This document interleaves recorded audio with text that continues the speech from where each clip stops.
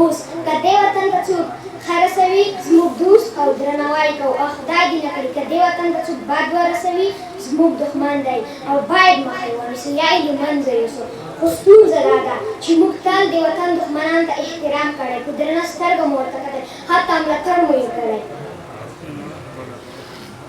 خو هغوی چې دې وطن ته کار کوي او هڅه کوشش یې دا دی چې دا وطن د نورو سره سیال کړي په هغه ډول چې لازمه ده موږ یې ملاتړ او ننګ نه دی کړی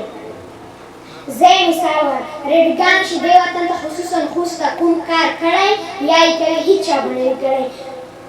په زرګونو زموږ خویندو ته علم ورکړ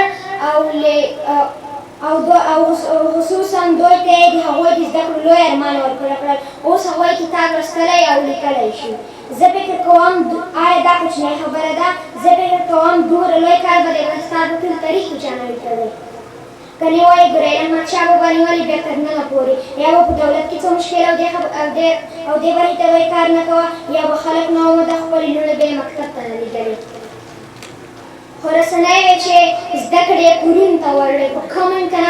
کمه امکاناتو یې د میلیونونو ډالرو کار وکړ خو له دومره ډېر کار سره بیا هم خبریال او رسنیو ته څوک په هغه اندازه ارزښت نه ورکوي چې باید ورکړی وای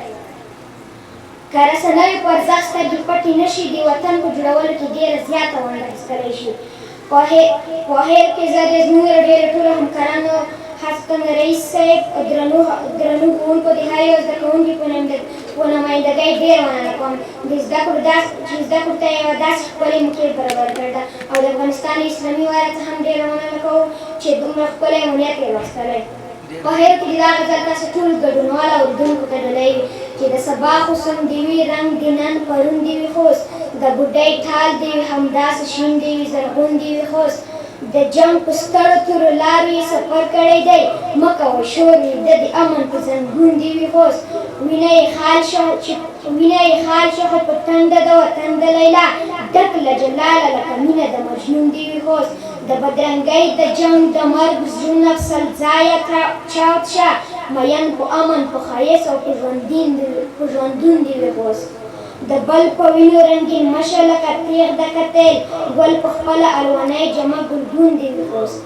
توجه څخه ډېره مننه